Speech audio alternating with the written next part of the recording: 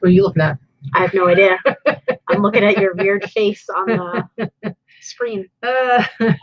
What is happening, everybody? It's Sunday. It's Sunday. It is. Sunday live haul. And I see a couple people in the comments already. Susan says, greetings from sunny, hot Florida. If it's sunny and hot here too, but we don't have the bugs or the humidity that you walk outside and need another shower. So yeah, pretty much. You can keep your Florida humidity, okay? Yeah. I don't think she was offering it to us, but that's true. It's true. Anyway, guys, it's Sunday. What is going on? We're just kind of hanging out, working. I don't know. That's about it. The same thing as always. Pretty much since the Rona. Not a lot else going on. I mean, is it really that different from life before the Rona for us? Yeah, sure. I mean, a little bit. Barely, though. I'd say barely. Anyway, what are all you guys up to? I see everybody says it's hot everywhere. I know Liz in Colorado. Susan's right here in town with us. His greetings from sunny, hot Vegas. No shit, Susan. It's hot. Anyway, so yeah, Saturdays are our days off. So Sundays we work. So pretty much that's what we've been doing today. And then we ran to the grocery store really quick, got a few things. We're gonna have movie night tonight. So we had to get some snacks. I don't know. We're each gonna pick a movie. Do you know what you're gonna pick yet? Nope. What's it gonna be? I just said. Have you even thought about it? I have to go and look and see if there's something I want to see or something I'd like to rewatch that I haven't watched in a long time. I see. Are you scared at all about what I might pick? Oh, I'm sure it'll be terrible. It usually is. That's so rude. So rude. It's usually some weird off the cuff. Come on now. What was that? Frankenhooker? First of all, that was not my fault. I jokingly brought up Frankenhooker, and our friend Rachel got really excited and said she wanted to watch it. And so I had a different movie that was in the lineup, and I switched to that. And let's just say, guys, it might be the worst movie I've ever seen. Not. It's close. Let's just say it was not a hit with the crowd that was here. No. But a movie like Frankenhooker, it's called Frankenhooker. Is it going to be an Academy Award winning movie? Of course not. It's a very campy. There's campy good and there's campy bad. It's campy bad. You are incorrect, ma'am. You don't like campy at all, so you can't really make a judgment on quality of campy films because you are not even a fan of campy. So I like some campy. That's not true. Not really. You only like campy if you saw it when you were 12 years old, and then you have nostalgic attachment to it. Incorrect. Anyway, so anybody out there, if you've seen Frankenhooker, give me a shout out. Kitty says it's poor man's Rocky Horror. I think that's kind of it. Yeah. See, Frankenhooker. I love Rocky Horror. Frankenhooker has nothing. We're not going to have a 25-minute discussion about Frankenhooker. Yes, we are. Yes, we are. I'm going to change this title of this video, and it's going to be a discussion on Frankenhooker. I want to say real quick, Frankenhooker is not similar to Rocky Horror at all. Rocky Horror is also campy, but if we're going to talk about Rocky Horror, we're going to go Rocky Horror versus Phantom of the Paradise. Now, those two movies, that's a battle of like which is better. I say Phantom of the Paradise, which came first, Brian De Palma, and also super campy horror-based rock musical, two rock musicals, horror musicals from the 70s. Are you done? Yes, I'm done. Okay. That's all I have to say. Okay. Zombie strippers, yes, that's great. Why his kids were disappointed no boobs fell off. Anyway, yeah, I used to rate my movies by the two B's, boobs and beheadings. One of either one makes for a fun watch, but if you have both, now you're talking. Boobs and beheadings. I'm good, thanks. I'm just saying, it's good stuff. Okay. Anyway, so I mean, I probably did more sourcing than you this week because you didn't really go. I didn't do any sourcing this week. Well, you did a little bit yesterday. At an estate sale. It was. I spent about $60 on, you know, 5 or 6 things. So yeah. Well, the thing is, we went to Utah and you filled the entire car up with stuff, and you did your regular proclamation of you're not going to source again for 8 weeks. I didn't say 8 weeks. But you said, I said like 2. Like 2 weeks. But she says that, and almost always, like, less than a week goes by and she needs to get more stuff, or she just can't help herself and goes to get more stuff. And so she stayed true to her nature. And she was like, because before she was like, oh, we don't need to go to garage sales or anything like that on Saturday like we normally do. And then she was like, well, do you want to go to an estate sale? And I was like, well, okay. So that's what we did yesterday. So that was kind of like the extent of your That was the extent of my sourcing. So we went to an estate sale, which was chock full. I think we'll go back next week. They're doing a second portion of the estate. It was clearly a hoarder situation. It was a very tiny 2-bedroom townhouse without air conditioning in Las Vegas, and it was crammed full of everything. They were limiting it to only 9 people at a time. Somehow we got there 10 minutes before it started, and we were the first people in line, so that was pretty good. But it was day 2 and it was still full. They just didn't have a lot of good stuff. The biggest concern that I had was that it wasn't an estate sale company, or if it is, they're new. I don't know them. And it was cash only, but they didn't advertise anywhere that it was cash only. So like you go to a garage sale, you expect to bring cash. Estate sales, I usually use my card because it's business, and I have to show my tax ID and everything. But this was like, no, we don't take cards. I was like, oh shit.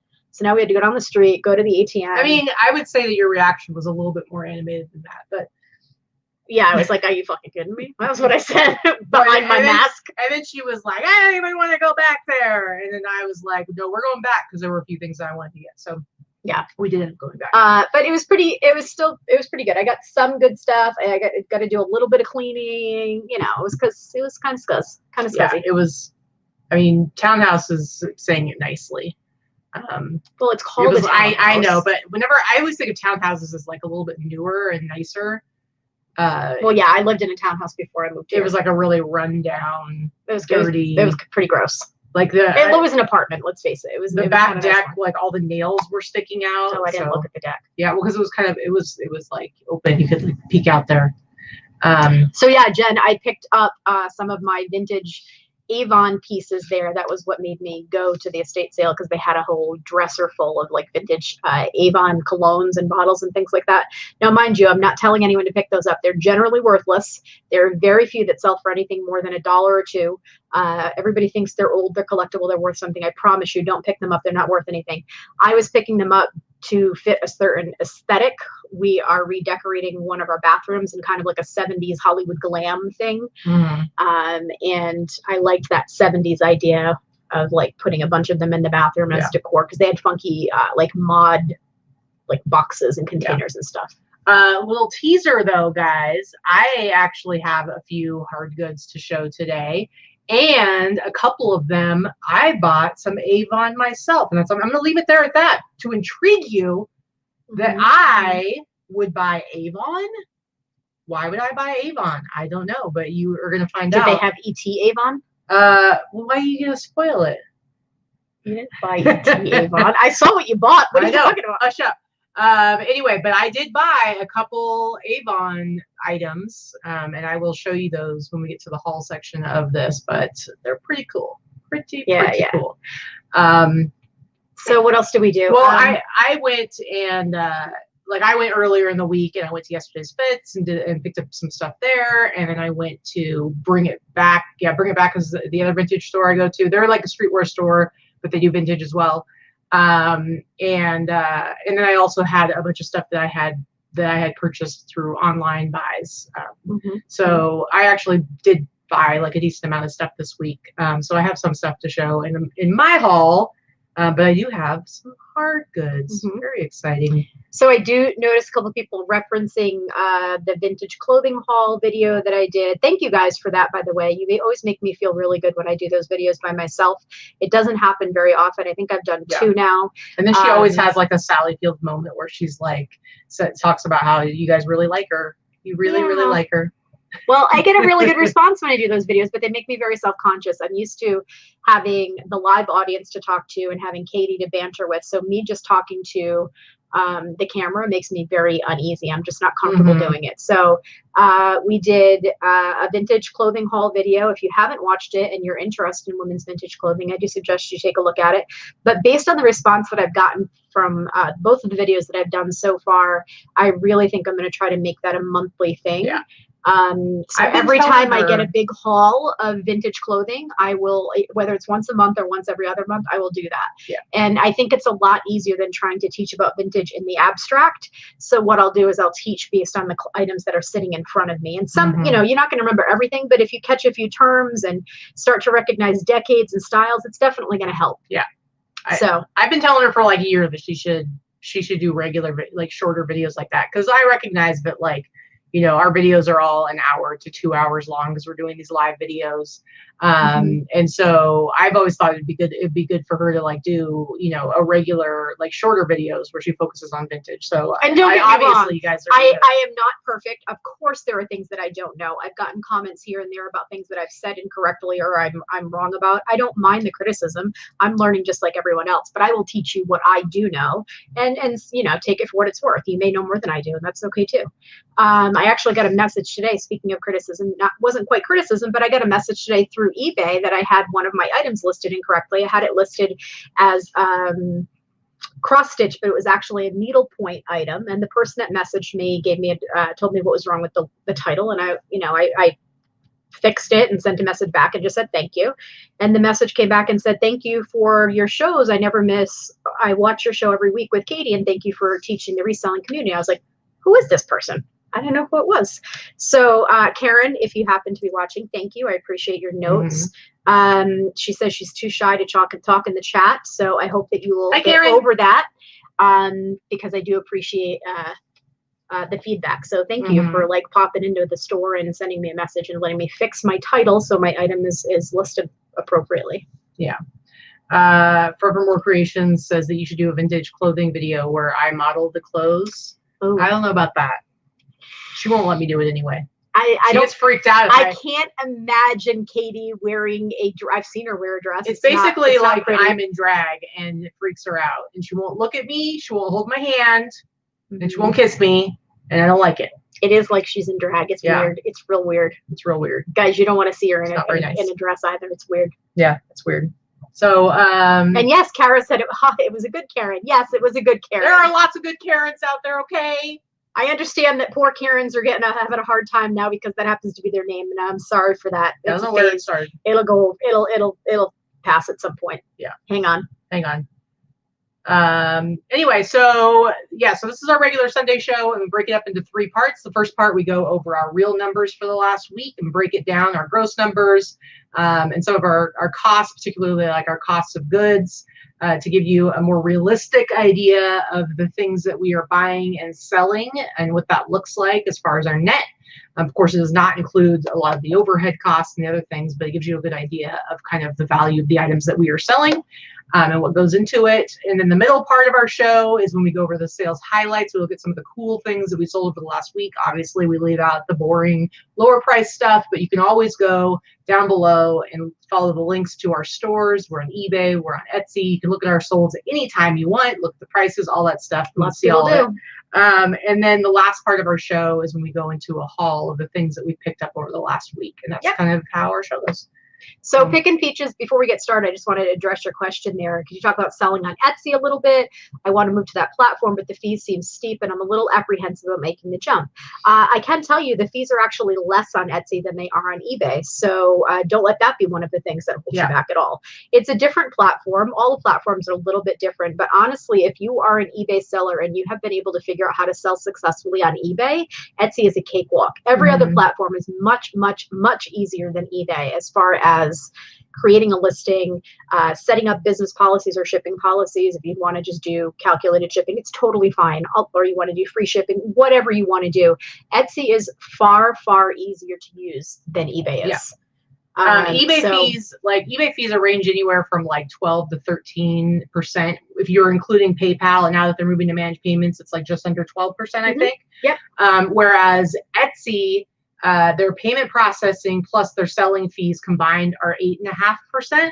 So they're actually less than eBay if you're already selling on eBay.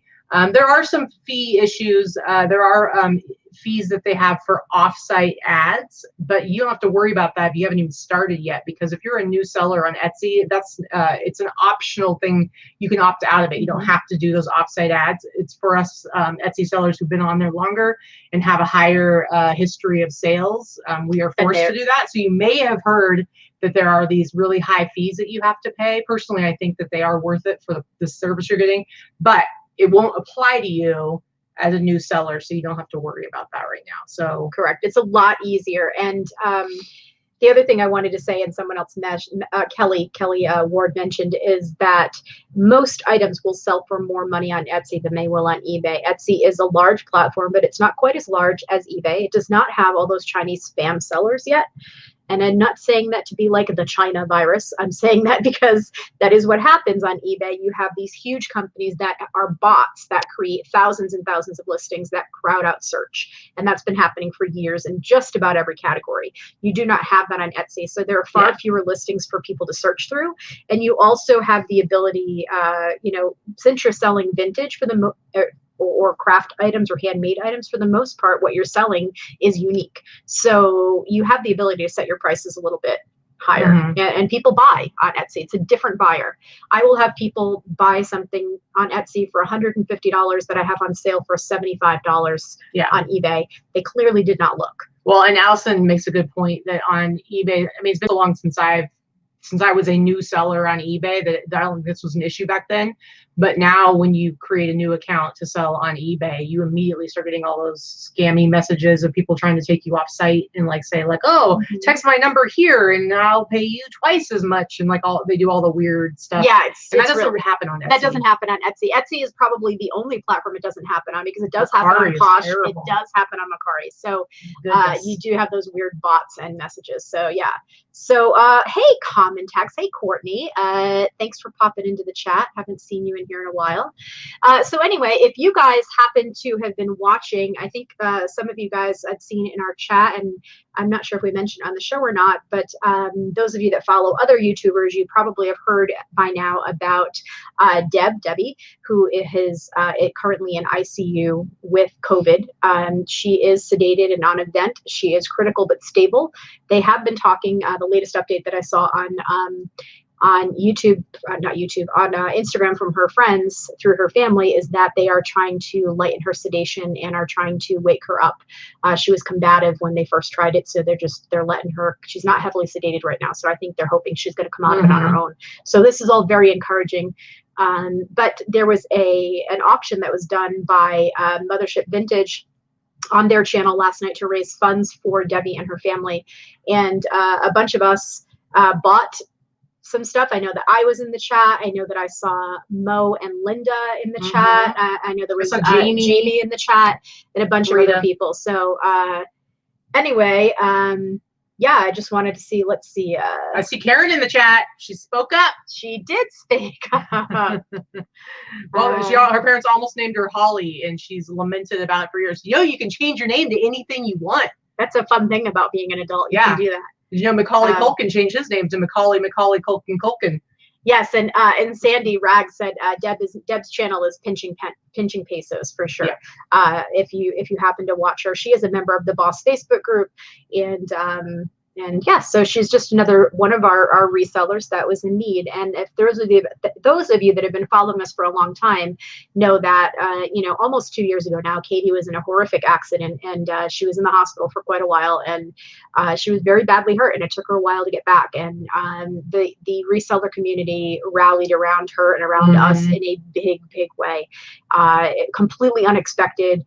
And I'm going to get choked up just talking about it, but I will never forget what you guys did for us. So as often as we are able to, we will always participate and help out other resellers that are in need and continue to pay it forward. Absolutely. Absolutely.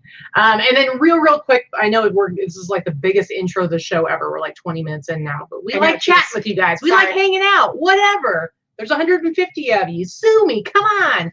Anyway, we launched a contest on Wednesday, and today is the last day of it. It's on Instagram. So if you haven't already entered, you need to go on Instagram to either one of our accounts and you'll see our post from Wednesday, and it tells you the rules of how to enter. But we're giving away, we teamed up with List Perfectly. They gave us a couple of boxes of really cool stuff, mostly vintage, to give away. So we added some of our own stuff to it. So we have 2 boxes, basically free inventory to you guys. Resale value of at least $500 to $600 per box, probably more.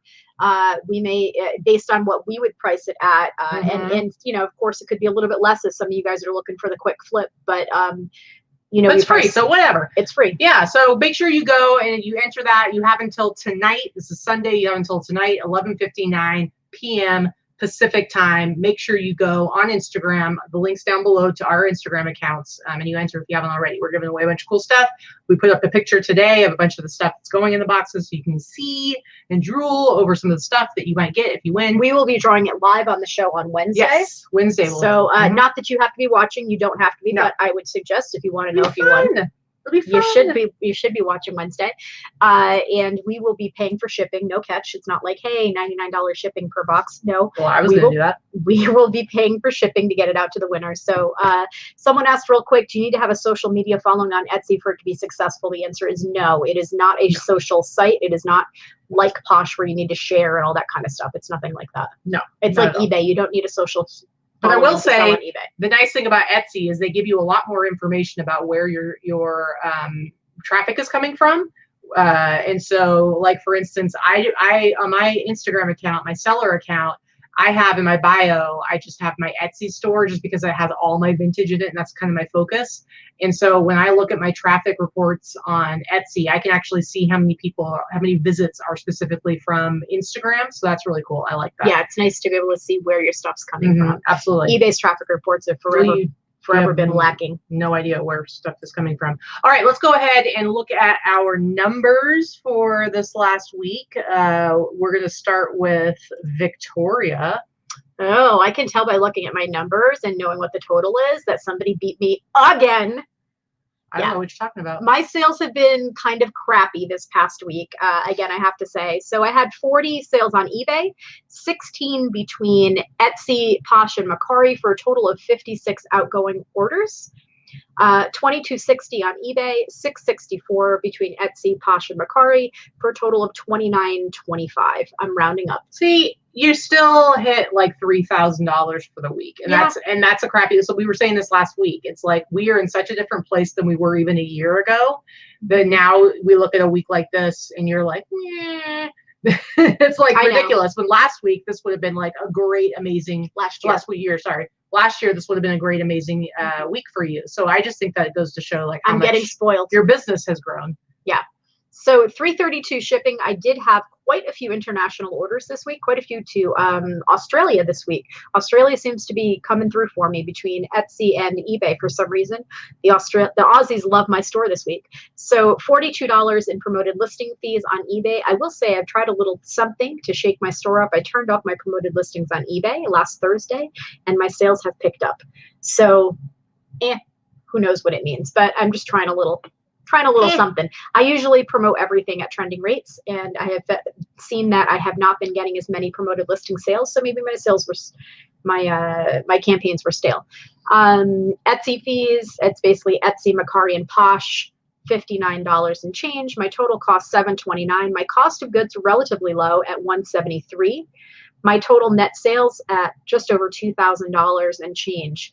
So that that's not a bad week. I like to be around 2,000, so it's pretty good. It's pretty good. So my gross average sale price over $50, which is where I'd like to stay. I do have quite a few lower priced items that went out this week that dragged that down. So it's $52.23, and my net ASP is just over $36. Yeah, I had a bunch of lower priced things go out too. I'm like, good riddance. I don't buy any of that stuff anymore anyway. All right, let's look at mine. Now this was what I didn't even have the vintage or the virtual fleet. No, you've just been kicking butt this week. It's like eBay has been breaking my heart for a while, and then this last week eBay was like, "Hey, what's going on, man? I'm gonna throw you a bone." Yeah, so 37 outgoing orders for eBay, 14 between Etsy and Grailed. I didn't sell anything on Mercari. Well, actually, that's not true. I sold one thing on Mercari and immediately realized it was something I just sold the week before, and somehow it had not been ended. on Mercari. So yeah, and I didn't sell anything through Instagram. So my total outgoing orders, 51. eBay just barely squeaked by, getting over $3,000 there, $3,010.55. Yeah, I'm just skipping down to your gross ASP. I mean, come on now. Yeah, but you gotta look at this, guys. So my Etsy and Grailed gross $1,618.57. A lot of that is Etsy. Etsy also woke up this last week, which was nice.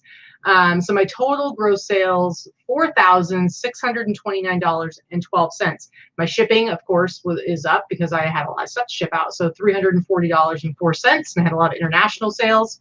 My promotion fees, now notice, so like 40 of that is Etsy. I had over just over $100 in promoted listing fees on eBay. So that accounts for a lot of those sales.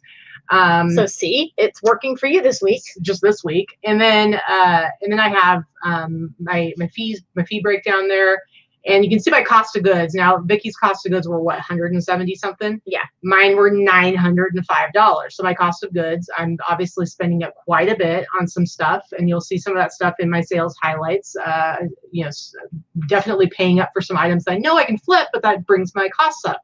So my total net sales, $2,733.11. That might be one of your best weeks ever. If you take out the virtual flea. Yeah. That might be one of your best weeks ever. It might be, but I do want to point out, guys, that whereas Vikki did around $3,000 in gross sales, I beat her by like $1,600, but I only beat her by about $700 when it comes to net sales. So, and that's because of my costs. Although you don't take out your cost of your assistant. So correct. But still, because here's the thing, and let me just talk about my cost of my assistant. We all know that Crystal does some listing for me. I basically pay her $3 an item to do photography and listing. So because sometimes I'm selling stuff that's old, that was done long before I had anybody else doing it for me, and sometimes it's something that she has done, and that's just way too complicated of a breakdown. Absolutely. Also, no one else would really have those specific costs. So when we're trying to show you costs, it's more like we don't talk about the cost for our storage unit, or you know what I mean, like how much our electricity costs. These are all costs that are variable depending on who you are as a seller, and what your own personal thing is. What is not a variable is what the costs of the platforms are. Right. So that kind of is why we show what we do show for costs. Yeah, absolutely. So it's not the full picture. But to me, like the biggest part is probably the cost of goods. And we've said this before, because you can look at somebody and they can show you their giant stack of packages going out, or they can show you their 90-day total on eBay. And it really doesn't mean a whole lot because it's not attached to any kind of frame of reference. Yeah. And really, you just need that cost of goods to get a much fuller picture. And just knowing, like, you know, somebody has employees. Like if you see somebody who's shipping out 200 items every Monday, but they don't tell you they have 3 people working for them, I think that makes a difference.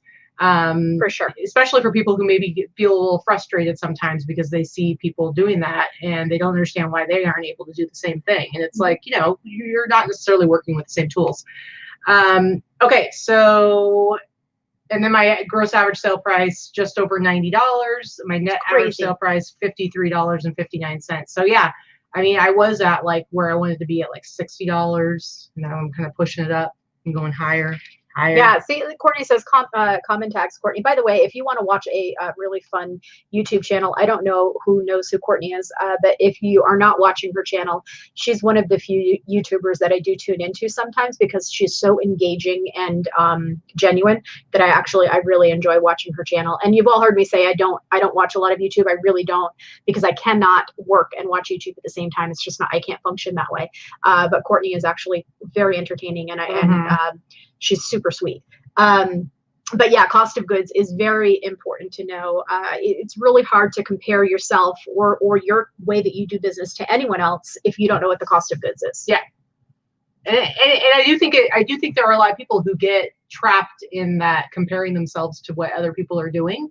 And it's kind of pointless when you don't know. It's kind of like when you look at, like, you have somebody that you know that's always driving a brand new vehicle. They've always got the newest stuff, and it makes you feel a little inadequate, like you're not as successful. But what you don't realize is that they've got everything on credit and they're in debt to their eyeballs. It's like comparing and you're yourself, living debt free, keeping up with the Joneses. Yep. Yeah, it's like you just can't. You never know the full story. So try not to Everybody's different. get caught up in that. Question about employees. Can I use List Perfectly for a VA? List Perfectly is not a VA. They are a cross-listing and inventory software system. I mean, you could. I'm sorry. Can you List Perfectly? They are working on a way for you to use it for VAs. Yes. I guess if somebody like listed directly, I don't think Perfectly. I don't think they have a way for that. But you don't need to share. You could share your eBay, your List Perfectly information with your lister, but not your eBay information. Right. You could have two different logons and stuff like that. So that's what I'm saying. Like if you wanted to hire somebody and have them list everything directly, List Perfectly, and then you went in and actually pushed it out to it's possible. Yeah, it's possible. It's possible. I will say that eBay has created their multi-user access. I have seen more problems with it than not. Even personally. So honestly, I've had two people that have done listing for me. They have full access to my accounts. They always have. And that's for me. I just have to give up and trust that. And that might be something you want to do. It might be something might not be something you want to do. So you really have to weigh who you have working for you and what your information is. So somebody wants to know, do you feel you could make $500K to $1 million in gross sales just doing it from home in your current setup? I don't think either one of us could do it alone. Mm-hmm. I think we would be pushing it to do it even if we combined, because our combined numbers, I mean, this year will probably be well over 300,000. It would be tough without you probably getting more people. I would probably have to have at least two full-time people or 3 or 4 part-time people. Here's the difference between us and other sellers that you will see having numbers like that. You will I think there's only 2 that I'm aware of. Monica, Posh Hanger, and Tech and Sports, I believe, are the only 2 one-person shops that I know that sell individual one-off items that do well over $200,000 a year. There are very, very few because it's nearly impossible for time management without having multiple employees. If you have, X number of SKUs and you're selling in quantity, you absolutely can scale up to that model. But to have the time to source the materials, photograph the materials, list the materials, and ship them as a one-person shop, I don't think I would be able to do that, and I don't think Katie would either. To be fair, I don't want to be that person, and there's nothing wrong with that, but that's not my goal.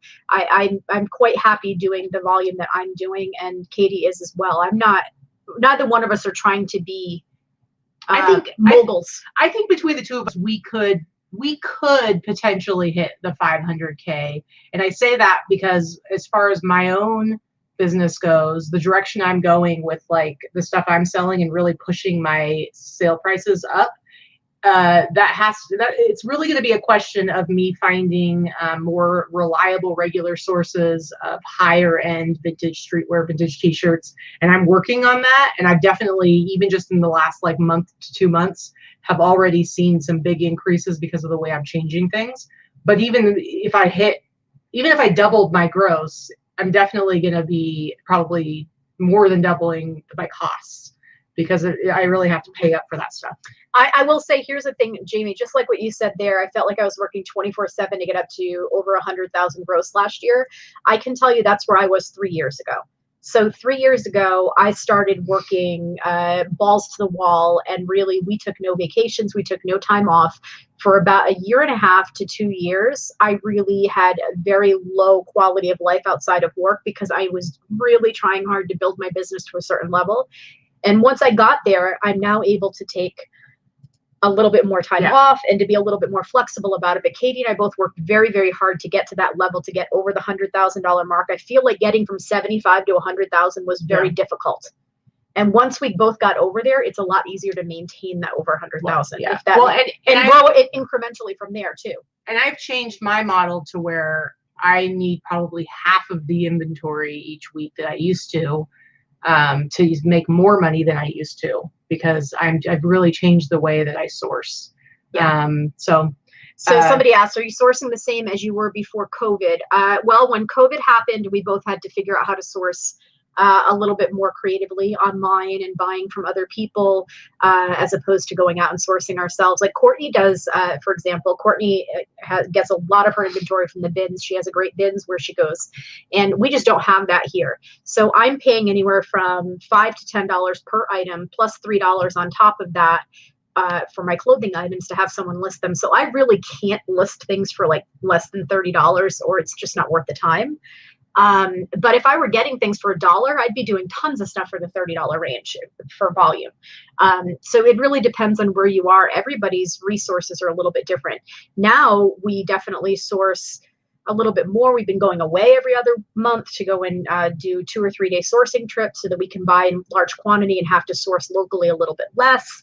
You know, you just mix it up. Yeah.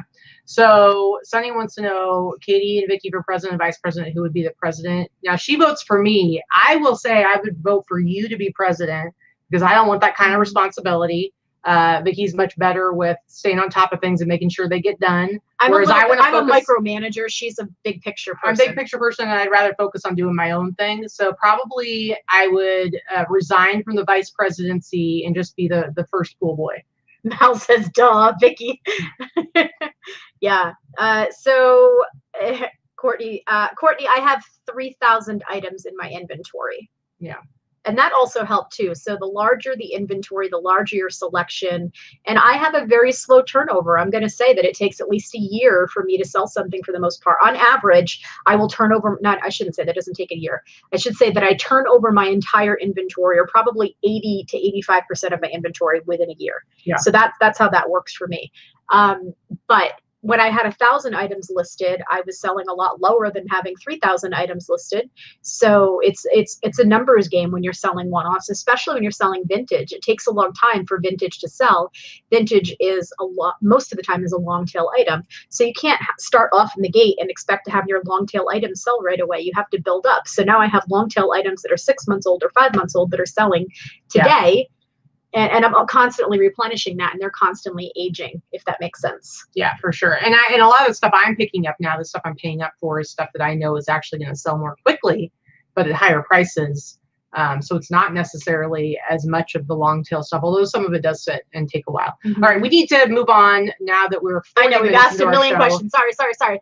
Sunny asked, "How do you feel? Family plays in the support of both of your businesses." Well, I have a 27-year-old grown child that doesn't live at home, and we have 2 little dogs. If we had children that we were trying to take care of, it would be very different. Yeah, and we both work from home, so it's not like. It doesn't really take away. We stopped working on Saturdays like this year, and so it really doesn't affect us as far as like our family life or anything like that. Okay, we got to move on. So let's do it. Sorry, they were asking interesting questions. I was into it too. But all right, let's go ahead and look at our sales highlights for the week. Why don't we start with you? This looks like a nice summer wear. Yeah, nice and comfy, cozy, quilted. Again, I talked about this in the vintage haul video. I always buy house coats and robes, vintage house coats and vintage robes. Sell very well for me. This is something I probably paid around $5 for. I've had it for a couple of months, and I took an offer for $80. Shipping, I charge $6.95 for priority. It generally costs me around $8 or $9, but I don't give it free anymore, but I don't charge the full amount, and I don't do calculated. So I do a flat priority. So yeah, $5 into $80. I'll take that all day long. Mm-hmm, mm-hmm. Good work. I'm going to answer Bear Kitty's question really quick. Does YouTube income / exposure make up for the lost time in listing, packing, thrifting? No, not at all. No. Our channel is pretty small, and our views are too low for it to be significant. So really, the time that we spend here with you guys, we're making maybe minimum wage. So for us, it really isn't the payoff. The financial payoff is not worth it. The financial payoff for doing YouTube for a channel of our size is nil. There's absolutely no benefit for us to do this channel financially. Yeah. We do this channel because of you guys, because of the community, because we like to give back to the community, because we love to have this connection with our stranger friends. We don't do it for the money. And there's nothing wrong with people that do it for the money. Yeah. We're not them, because our channel is so small. The amount of money we make is negligible. It is really not worth comparing any type of income to the amount of time we put into it. Yeah. Let's put it that way. Yeah, for sure. Okay, let's look at I did a bunch of groupings because, well, you'll see. So here is this Command and Conquer t-shirt. It's a video game t-shirt. I've had it for a little while. I actually showed it in, it was actually one of the ones I had it in the virtual flea, but it did not sell. And then I did an offer to buyers this last week, and somebody finally picked it up for $146.99. So I must have done like a, I don't know, 30% off deal or something like that. I paid I think I paid like around $40. I got this at yesterday's Fits. But this is one that somebody, I had sent out offers and somebody responded and said, no thanks, I want to wear it, not display it. I'll just go ahead and reprint it myself. And then they sent me a message like it was a totally different person and said, hey, I'm really interested in the shirt. Do you think you could take another picture that's like high resolution, preferably with no wrinkles? And I just like responded, no, LOL, because obviously they wanted to use it to do a ripoff of this shirt because there weren't any other ones available. But I basically sold it for $150 after paying about $40 for it. So video game one's pretty cool, especially if there aren't any other ones available of that same print. All right, next up for you. So these took me a little bit to sell. As a matter of fact, I picked these up from yesterday's Fits quite a while ago, pre-COVID anyway. I paid $10 for these, and I just thought they were pretty cool. They sold pretty quickly. They sold also, these were also a best offer for $85, even though Tommy for Your Mommy is kind of passe right now. Tommy Hilfiger, in case you did not know, has pretty much jumped the shark. You're not going to get the prices for it that you got for it even 6 months ago. But these were not, there weren't a lot of these. So, and they were a really good size. So, I think I grabbed these from yesterday's Fits for you. I just said that. Yeah, you brought me two of them. I sold the other ones a while ago, but these took a little bit to sell. But I paid $10, so I was okay with it. Yeah, good deal. Good deal. Okay, let's see. Next one up is Slayer. Oh, I see in the chat, Sunny Miami. That's actually Luke. He's like under the radar. He's going to be doing like a big West Coast trip to do a bunch of like serious sourcing. He's got big ideas, man. Big ideas. He's going to hit some of the big warehouses, reg houses, and I'm pretty jealous. But okay, so this Slayer t-shirt, I picked this up like 2 weeks ago, I think yesterday's Fits, for one of the virtual flea things, and I don't even remember if I showed this one in the virtual flea. I don't think I ended up getting to it, but this one, I think I paid like $70 for it because it had just come in. $70, $80 tops. I don't remember the exact number, but I picked it up because I like Slayer. And this is just a cool tour t-shirt from 1994 for the Divine Intervention album. And it's on I think it's on a Brockham tag. Let me see. Is it? Yeah, it's on a Brockham tag. People like these tags that get like band shirts and stuff like that. It's just a really cool t-shirt. And I listed this, so I listed it for $349.99. But if you guys follow us, you know that when I list things, I price them to go 30% off on eBay. And I have my settings set up where when I have a sale, if I list something new, it automatically rolls into that sale. So sometimes I could list something and 20 minutes later, it already is on sale. Sometimes it takes a few hours. It just depends. And so I listed this for $349, knowing it was going to go on sale for like $245 at any minute. And somebody pretty quickly after I listed it made an offer for $200. And so I countered $240 because, like I said, it was going to go on sale for $245. And the last thing I wanted to do was like counter $300, and then like they look at the price and it's actually $245. So I didn't want to be a dick. So I countered $240 and it sold. So this sold within an hour of me listing it. So I paid, like I said, I paid $80, maybe. I think it was more like $70. And then I sold it immediately for $240. And the thing is, I had done plenty of comp work. And this t-shirt, it's never gone for more than that. So I don't feel like I missed out. I think I just hit the right person at the right time and was able to sell it. It was a brand new listing. Yeah. Yep, absolutely. So I showed these on a haul video a few weeks ago. I had picked these up at a Deseret for $1.50 a piece, and they talk to each other, and one of them says Kovu and it sounds like COVID, Remember we pressed its hand. I was like, is he saying COVID? What the hell is this thing? So anyway, they sold pretty quickly. I've only had them listed for maybe 2 weeks. And again, like Katy, they had rolled into a sale for me. So they sold for $95 plus shipping because they're pretty big and they did cost every bit of the $15 to ship. Yeah. They're big and heavy and they went in a box. I did not ship them in a poly. A lot of plush I'm just going to ship in a poly, but because these had an electronic component in their belly and they are expensive, I put them in a box. So yeah, they sold for $95. I paid $3 total. That was pretty fast. They're cute. They are cute. All right, next up I have the Chicago Bears starter parka jacket. This, I'm almost positive, I think I picked this up when we went over to Jesse's mom's. I was thinking of, like, when I say Jesse's mom, this seems like it should be like a Stacy's mom, right? Like it's a song. Going on. Anyway, so his mom, who is an OG eBay seller, has been selling since the very beginning, and taught little teeny tiny Jesse and Austin how to sell when they were little kids. They were moving and she wanted to sell off a bunch of her inventory, and so I bought a bunch of jackets, and this was one of them. And I believe I paid $50 because that's usually what the top amount I pay for these kinds of jackets. And Jesse was the one pricing for her, so I paid $50 for it. And here it is, the middle of the summer. It's over 100 degrees. 100 bazillion degrees everywhere. I don't remember where it shipped to, but this sold for the price you see there, $209.99. So I was pretty stoked about that. So yeah, so paid at most $50 into it, sold it for $210. So good deal. It's a good jacket. All right. I've had this for quite a while. I've probably had this for a solid, maybe a year. I picked this up from a Facebook marketplace ad with a huge amount of vintage toys and a lot of Raggedy Ann stuff. I sold the majority of it super quick. I paid very little for it. And then this, I want to say I maybe paid $5 for it. It doesn't work. It does not work. It's still sold for $65 plus shipping. It does not work. It's actually in excellent shape. It's probably one of those very easy things to fix, like a little belt in it or something like that. I'm just not that person that's going to fix it. But I was pretty happy to sell it for that price, and off it went. And again, buyer paid shipping. It's heavy. It's not cheap. So Tommy wants to know, can you explain why brands like Tommy Hilfiger go from good market price to bottom barrel prices?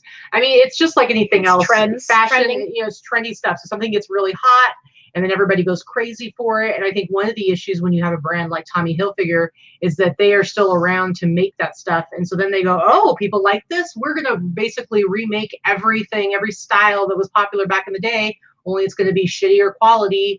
And we're going to flood the market with all of this stuff. And so then it so overwhelms everything that then it's not so cool anymore, because you can pretty much pick up most of it anywhere. And there's a lot more of it. I don't know that the same will necessarily happen to the same degree with some of the vintage t-shirts, because even though stuff gets reprinted, the original, the old school stuff, there's no companies around making that stuff again anymore, now in the same way. So I think that'll be a little bit longer lasting, and the wave will last a little longer. Then it'll come back again in waves. The wave will come back again in waves. Anyway, cycle of it. But anyway, all right. Next one for me. Okay, so this is I have a grouping of 4 things here, because I actually had somebody buy something from me, and they wanted to know. I'll just go to this one first. So this Addams Family t-shirt. So this is one that I bought earlier this week, and I paid $200 for it. And so, but I knew I was going to be able to sell it pretty quickly. I got it listed, and so you can see there, this is another case where I had just priced it. Somebody kind of made an offer. I think they made an offer for like $300, and I basically just messaged him back, and I countered, but I'll put a message in there, and I countered at $375 because it was going to go down to like $389 something with the 30% off. So I countered and I said, I'm going to be straight with you right at the gate. $375. This is my absolute bottom price. So if you want it, that's what the price is. And they immediately bought it for $375. So again, could I have gotten more for this t-shirt? Maybe, probably. However, what ended up happening is I sold it to the guy for $375. And again, I had just listed it, and I just purchased it like 2 days prior for $200 and almost doubled my money immediately. And then he said, what else do you have? Do you have anything else similar to this? And so I was like, well, what are you interested in? And it was like all the basic, like it's the stuff that's popular right now, like 90s movies, Disney. And I'm like, well, did you see my my Lion King t-shirt? And so then he went and looked at the Lion King t-shirt. And at first he was like, well, I saw it and it's really cool, but it's a little pricey, but I've got some money to spend. And then he starts sending me offers on this stuff, and he ends up offering, I don't remember what he offered, but I came back and I said, lowest I'll go on this t-shirt is $300. So he bought this Lion King for $300, which I paid $100 for. He bought this Ray Charles t-shirt for $100, which I had just listed, which I paid like $50 for here locally. And then he bought this Whitewater Six Flags t-shirt, one of these star shirts that I paid $27 for, and I gave it to him for $75. And I think the handful of these shirts I've sold so far has already covered the cost of all of them. So basically he bought these 4 t-shirts for $850. And ridiculous. He wanted to buy some stuff, and it's no $6,000, but you know. No. But this was on Friday, and I was like, tell you what, I'm going to go ahead and ship this to you tomorrow, because I usually don't ship on Saturday, but I feel like, you know, you've bought a lot of stuff and I'd like to get it out to you so you don't have to wait an extra 3 days. But anyway, just crazy. So yeah, so I paid what, 200, 300, 350. So a little over like 375, and I made 850. These are all things I've just recently listed, so I doubled my money right there on those t-shirts alone. So crazy. And hopefully he'll come back again, because I gave him some good customer service. What do you think? Sure whatever. I don't sell multiples.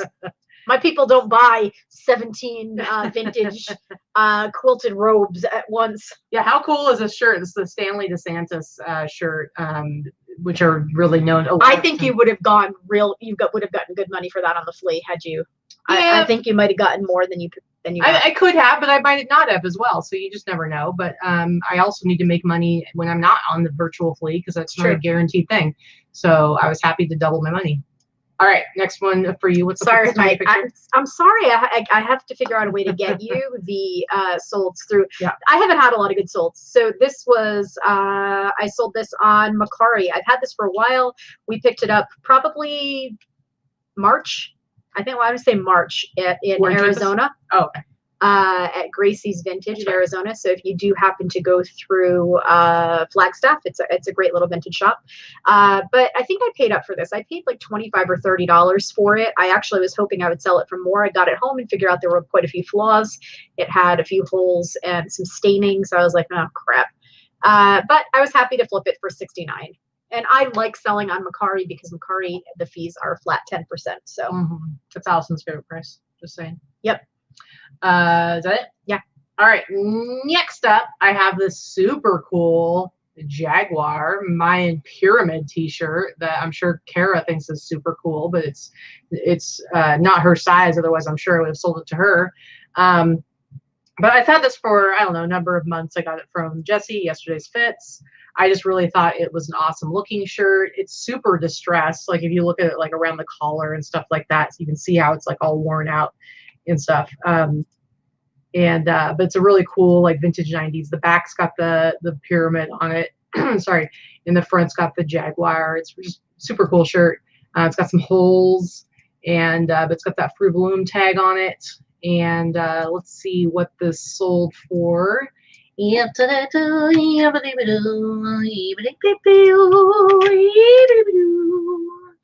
Bam.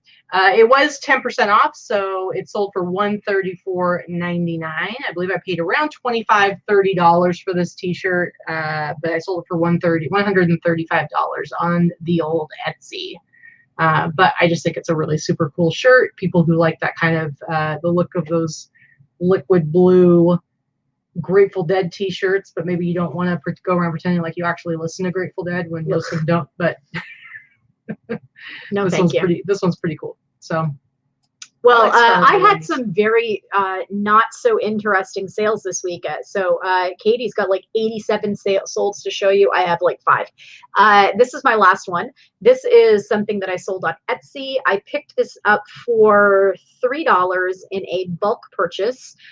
from another reseller that happened during COVID. I had purchased a few hundred items from another reseller. I had this dry cleaned because it was pretty gross. Why it still looks like that after it's been dry cleaned, ugh, I don't know. But anyway, it's been dry cleaned. Yeah, it's got something, not my dog, something in it. But anyway, it sold on Etsy. Okay. So I had about $3 invested and then $8 in dry cleaning. Let's see what it sold for. What did it sell for? $129.95, and I did charge for shipping. I charged $12.95 for shipping. It is big, it's bulky, and it probably weighed about 4 pounds. Yeah. Did you get that in like a padded flat rate? No, it did not fit in a padded flat rate. Come on. All right, so next up, now I have another little grouping of t-shirts because I don't remember what day this exactly was, but last week I'm sitting here, I hadn't had any great sales, and all of a sudden Etsy, a notification from Etsy pops up and it's this huge number, and I'm like, what just happened? What happened? And Etsy, if you guys have been following us, or especially these last month or so, my Etsy sales, I went from like doing 3,000 in a month to like going down to like 1,000. Like it just flatlined for me on Etsy. And then just in the last couple of weeks, it's like jumped back up again.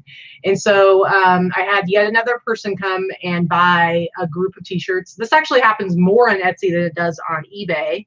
I find that Etsy buyers do tend to go and shop my store and actually pick up multiple items. I've got people who come back again and again and buy multiple items. So this person bought this cool Budweiser racing team, and 3 out of these 4 t-shirts are absolutely destroyed, faded, worn out, just ridiculous. So this is just kind of a cool like hydroplane racing t-shirt, Budweiser racing t-shirt. This is probably the only t-shirt that's in decent condition. This is a Robinson's Racing Pigs t-shirt from the 80s. Nice Screen Stars tag. And then this one's a really destroyed t-shirt right here. This Pac-10 rowing team. It's got holes everywhere. Single stitch. Just cool t-shirt, but just absolutely destroyed. And then the really awesome one is this Vandals t-shirt, which talk about destroyed. It's just got holes. It's so faded, just completely riddled with holes, just worn out. And so I'm not going to show you all the prices on all of these just because it's going to take forever. But these 3 t-shirts all sold for $62.99 each. I had them priced at $69.99. They were 10% off. So that's 3 of them for $62.99 a piece. And then this t-shirt, and I maybe paid like $10 a piece for those particular ones. And then this t-shirt, this Vandals one, I bought in a group of things I bought from Barry, Afro Vintage.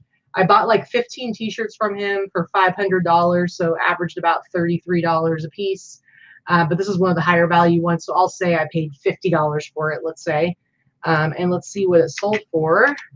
It was 10% off that, so I actually sold it for $450.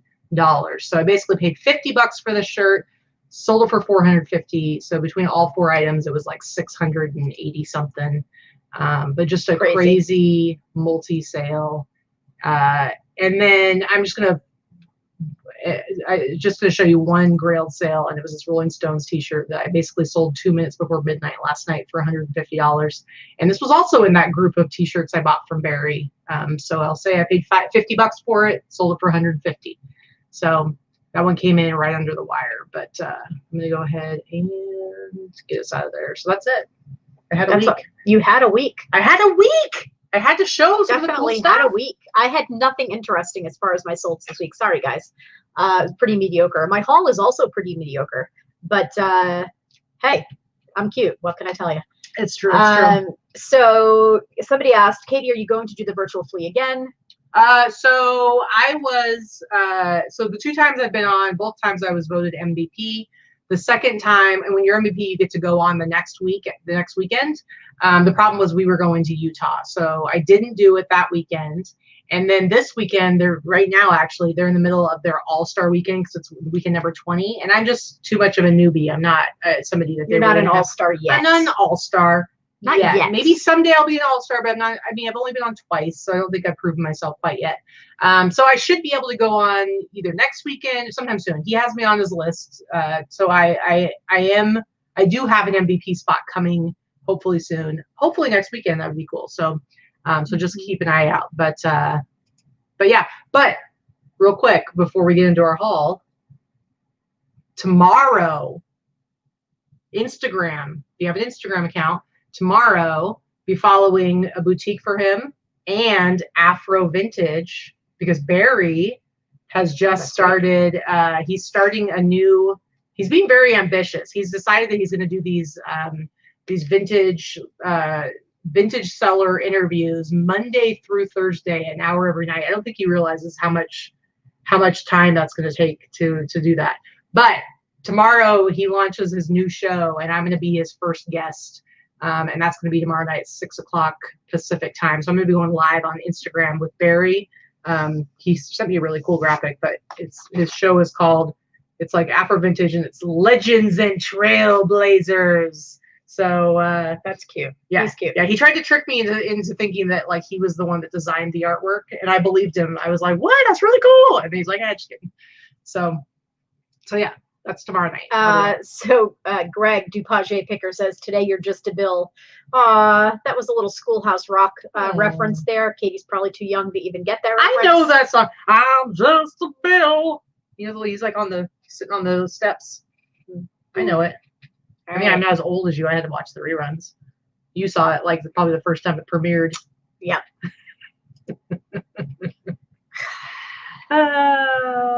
Anyway, guys, woo-woo! Let me stop that screen. All right, so should we get into our haul? Sure. Now that we're an hour into the show, I mean, it's not bad. An hour. It's actually we buzzed through the rest pretty quickly. I talked really fast. That's all. All right, so you want to do Tommy wants to know if the Vandals, isn't that the one? No, you're thinking of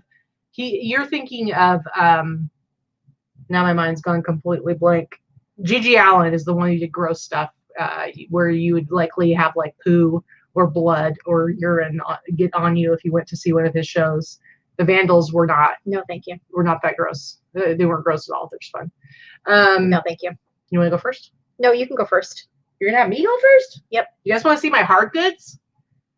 I don't know if I'm gonna. I don't even think I'm gonna sell any of them. Secondhand gems. Sherry asks, found 2 vintage beater lacks. They had the tags cut off. Yeah, totally listed as beater lack. If you know that's what it is, don't worry about it. It's not like it's you have to worry about it being counterfeit or something weird. So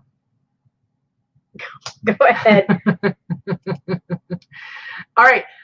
So we went to this estate sale, and there was like a stack. There was like a tiny little stack of T-shirts, and none of them were anything any good. There were a couple sweatshirts that I picked up. Again, nothing exciting to show. But then I was looking for stuff for Vikki, but instead I ended up yoinking some stuff for myself. Totally yoinked. It wasn't like I'm like, can you go scout? Because I knew there wasn't any clothing there. She still stole the shit that isn't clothes. Now she's really encroaching on my territory. No, I have to say. I was just thinking that this might be a cool thing to offer up as like a prize or something, like the next time I do the virtual flea.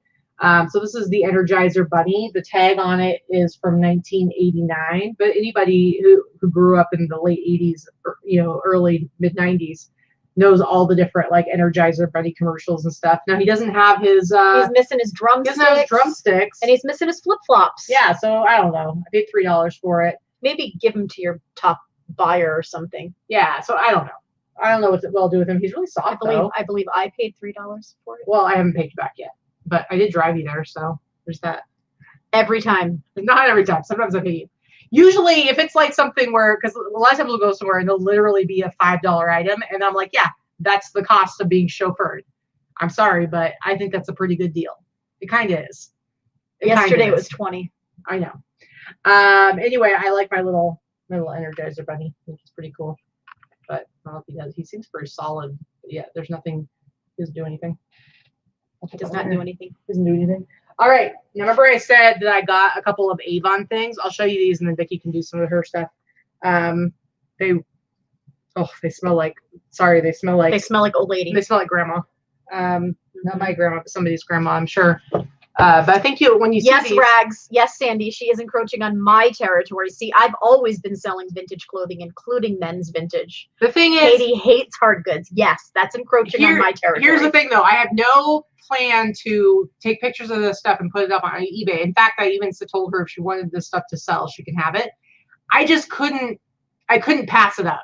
And I'm going to show I you probably why. would have grabbed them too. So, and I'm going to show you why, because they're super, super cool. So check this out. This is like a NASA moon flight thing. And this is what's really cool. Do these even have dates on them? Usually. 1970. So this is from 1970. Like, I mean, come on. This is so cool.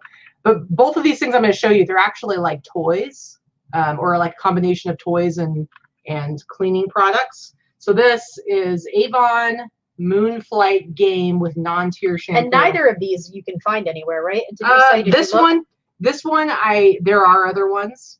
There's little bits. I know you're dusting in my nose. This one, yes. This one, no. So this one, you might want to sell this and make a lot of money. I'll show that to you here in a second.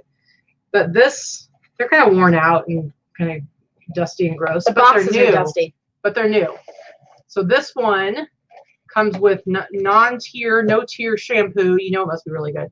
It's the little moon thing. Hold it back a little because it's white. No, it's too close. There we go. So, but that has shampoo in it. It's still in there. I'm sure it's real good. Sure, it smells yummy. I'm sure it smells yummy. And it comes with this Moonflight Game. I have no idea what the heck it is, but it's like this is like a whole pad. Got game pieces in it. Yeah, it's got game pieces in it. So you play games, and then this thing that you unfold. But it's a game for 2 to 6 players. So I don't know. Be the first player to land on the moon and return for splashdown on Earth. So this is a little thing that you splash down on Earth in, but it's also got shampoo in it that I'm sure smells really good. Anyway, whew, man, that strong smell. That grandma smell. Anyway, but that is super cool. And like, how cool is the packaging? Come on, how cool is that? I think it's super cool. And then the other one is this one. It's Splashdown Bubble Bath. So this one's bubble bath. So that was shampoo. This one's bubble bath. This one have a date on it? No, it's probably the same. Probably the same. Early 1970, early Splashdown 70s. Bubble Bath with 3 toss rings. But look, it's got the little thing with the astronauts on it. And super dusty. I know, I'm sorry. And but these are brand new. Like, this is still sealed in here. So here's the rings. That's still sealed in the package. And then, whoops. And then this is the bubble bath. So Cheryl, I've hugged you. You don't smell like a grandma. I'm gonna tell you right now. This is the bubble bath, and it's got this little ring. So this like, you pour it in there. Thanks, SpongeBob videos. Suck my dick. Yeah. So then you pour the stuff in there to get your bubble bath, and then it floats, and then you play with the little rings and you toss it on there. So come on. You know how I feel about my NASA t-shirts and whatnot. So I couldn't pass it up. Now I don't know what I'm going to do with them. I don't take baths. I do. I'm not going to use that stuff. It's gross. Anyway. Gross. All right. So, yeah, I picked up a lot of stuff at the same estate sale. Nothing fantastic, but one of the things I picked up was, they had almost everything I went for. They had still this day 2. So one of the things I saw was just this vintage, like plaster bust of, I think he's like a Polynesian man. He's got like this headdress wrap with like a flower, maybe like a Hawaiian, Polynesian island man, and it's just this gold bust. I think he's really cool. Somebody says, Mary says, Katie, stick with the t-shirts. He's not chalkware though. I think he's definitely more plaster. There is a difference. But anyway, he's got this gold tone. It looks like there's a couple cracks, but it's not broken. So I don't know. He was $3. I thought it was kind of cool. Yeah. I don't know what I'm going to sell them for. I have a female bust that is similar that I have listed in my store for like $50. This is filthy. Filthy. Everything in that house was like really, really dirty. Yeah. So this is just a vintage Panasonic 8-track portable stereo. I don't know if it works. I haven't tested it yet. I need to clean it. But it has the antenna. Everything's attached. There's a little damage on one side. Sorry, Dusty. Damage on one side. If this is working and I clean it up, I can. Thankful they haven't gave me an 8-track with it. What is it? What is it? I don't know. Let's see. I have a couple to test anyway. Oh, Neil Diamond, Jonathan Livingston Seagull. What? You just double the value of that sucker. Right? Nice. So if this is working, it'll probably sell. I paid $5. It'll probably sell for like $125, $135. This is a good model. If it doesn't work, I can sell it for parts for at least 50 or 60 bucks. The whole soundtrack, guys. I mean, come on. So we'll see if it works. I don't know. I took it out. I can't put it back in. I don't know how to use an 8-track. We're going to America today. I don't think that's on that soundtrack. No, but that's the song I like to sing. Okay. They had a lot of vintage books. Barbara, I did tell Barbara, I love Neil Diamond too. I did tell Barbara, who's our book queen, that there were tons there. I put them all in a bin. I was going to buy a bunch of the vintage and antique books. And then they wanted $5 a piece for them. And they were broken spines and some of them were missing covers. Now, if they wanted $1 a piece, I would have purchased them because they were antique and some of them were Bibles and smaller Bibles and Psalm books. And I do love buying those. But $5 a piece, they were not worth it. But this was one I did pick up for $3. This is a first edition children's book, and this sells for about $55. Did I know it sold for that much? No, I just bought it because I knew it was first edition and I took a chance. Let's see. I did pick these up last week. I didn't show these, but again, we talked about hot rollers many, many times. Some are better than others. Newer ones don't do as well. Anything, whether it's a curling iron or hot rollers, when they have this velvet flocking, pick them up. These actually happen to have the pins in them, which is great. Sometimes they do, sometimes they don't. It doesn't really affect the value because you can buy them anywhere for like $3. And you can add them or you can sell them without. But when you have velvet flocking, and by that I mean like the velvet wrapped curling iron or velvet wrapped curlers, they are much more valuable. For what reason? I couldn't tell you. I think they hold the heat longer. To be honest, I think that's what it is. And people like them. So I paid $2 for that set. I'll probably sell it for like 65, 75 bucks. Very cool. Barbara had the same set. Oh, really? I picked this up at the sale yesterday. Katy grabbed it for me, but it was one that I saw in the picture, so I was surprised that it was still there. Nothing fantastic. It's just vintage, and it happens to still be new in the box. It's just a vintage Sing and Snore Ernie from the 90s. Does it work? Sesame Street. I haven't tested him yet. Probably. I will test him. Well, I'm sure his battery's dead. You don't know. 30 years old. Yeah. Okay. So so anyway, he's in good shape. He does sell. Some people sell them real too cheap, but I guarantee I'm going to get 40 to 50 bucks for this. I'm just going to hold it out until Q4. So, is there something else you wanted to say? No, that grosses me out for some reason. 80s lice scare. They're very. You can clean them. You can clean rollers. Do lice last that long? No, lice don't last that long, and B, lice are visible. You can't. It's not like an invisible thing. You can see lice. He sings "Twinkle Twinkle Little Star" and then dozes off like me. Do you remember when they did the lice checks at school? When you were yeah, with the pencil. I never did your head get lice. Your head was down, and then they'd flip your hair with a pencil to check and see if you had lice. My sister and I, neither one of us ever had lice, but I remember when they would do that at school, and it was like the power of suggestion. I would always be convinced. I could feel something crawling on my scalp, and I'd be so scared. I wasn't scared of the lice. I was scared of being the kid that has lice because I didn't want to be. It's obvious you get sent home. I didn't want to be the gross kid. You know it's you because the kid gets sent home, and then a letter goes out to all the parents. I can say I got lice in 5th grade. I caught it from another kid. My daughter had lice like 7 times when she was in 7th grade. I mean, kids get lice, but when you're a kid, you just think like it's going to make you the gross kid. Just like you don't want to be the kid that throws up in the front of the whole class. Exactly. The pink slip to leave early. My daughter had hair down to her butt, and when she was in 7th grade, she got lice time and time and time again. And it was because of one poor little girl that must have had it and kept giving it to all the kids. But every time she'd come home and the hair would down to her ass, she had been out of school for 2 days. And can I tell you that combing that crap out of the hair is, if you've done it for kids, let me tell you, you know what I'm talking about. It is not fun. Never had it. Never had it. Never had it. All right. So shoes don't match. No, they're not supposed to. So just a couple of other basics that I picked up, just some Sorel hiking boots. They're a little bit dusty, but they're actually in really good shape. They're not dirty. They're not muddy. I'm going to clean them off. And I paid $12 for this pair. I'll probably list them for like $65. And then another pair that I picked up. These are like practically new. I paid $8 for these. These are Skechers shape ups, but they're the shape up work ones. Ooh, these shape up work ones are the ones that go for a lot. Okay. These are, I mean, I swear, somebody probably wore them once and said, forget this wobbly shit. I'm not going to wear these shoes anymore, because they are like practically brand new. These will probably sell for at least 100. Wow. And Wow. And that's it. All right. So I've got some different things I have, but Laura, I don't think I've seen her in the chat today. Laura Franzica. I'm going to move this over here for you. Laura Franzica, you know, she's one of the admins for the Boss Group, and she doesn't do clothes. She mostly does. She has like art and ornaments, all the kinds of stuff that I would want to kill myself if I had to sell it. But that's like her thing, and she hates clothes as much as I hate everything else.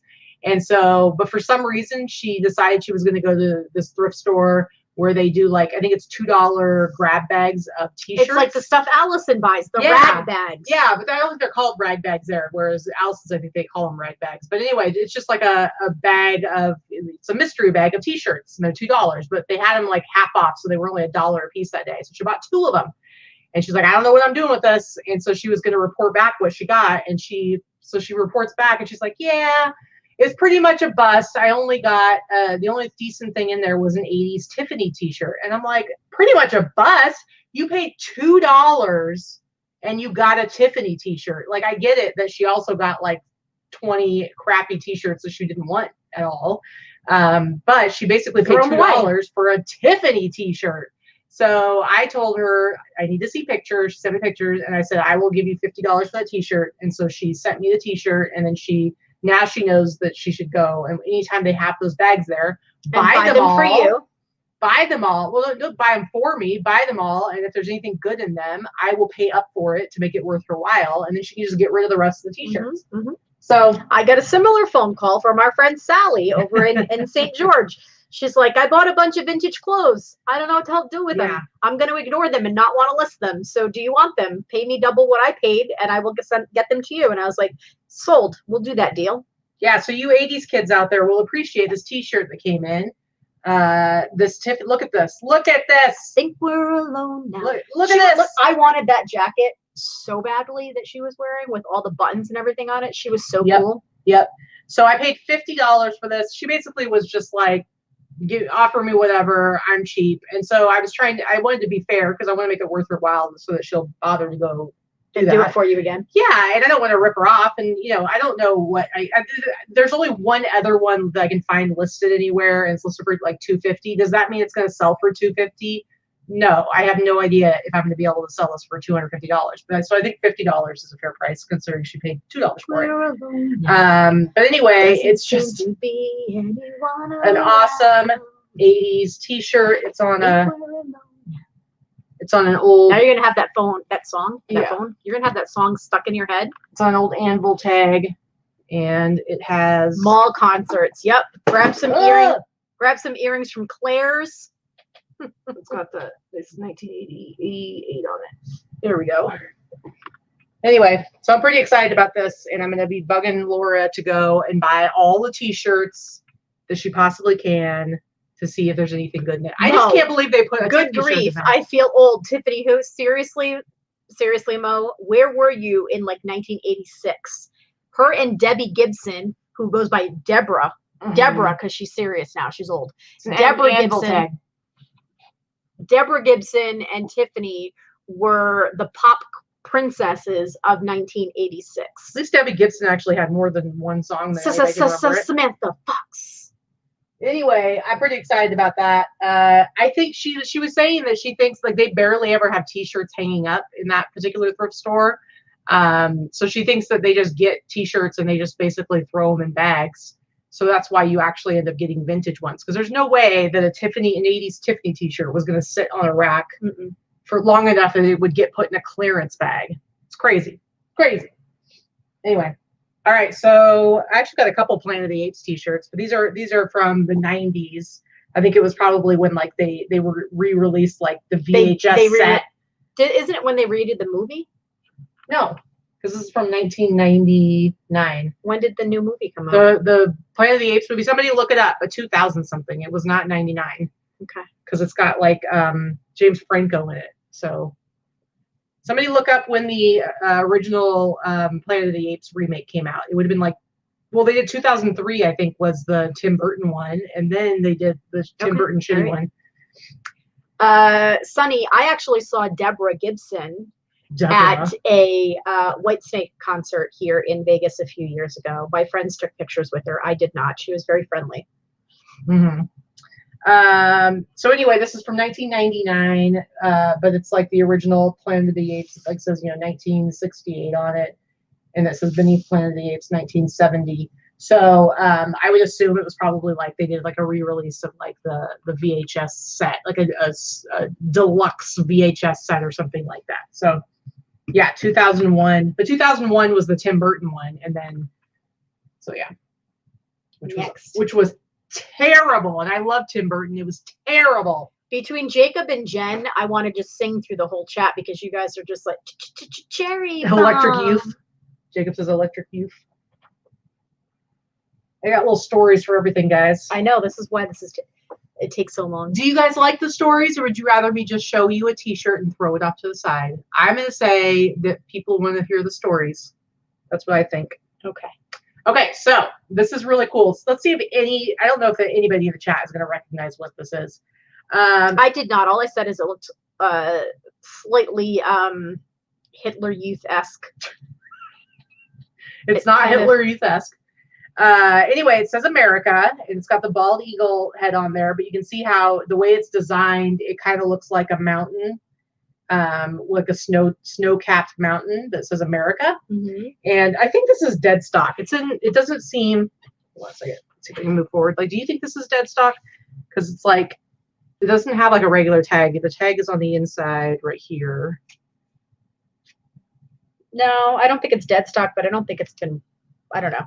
Anyway, it's close to dead stock. Made in the USA. I looked up the RN number. It's like this old like clothing mill. It's not any company I'd ever heard of before. I looked it up. It's like an old company.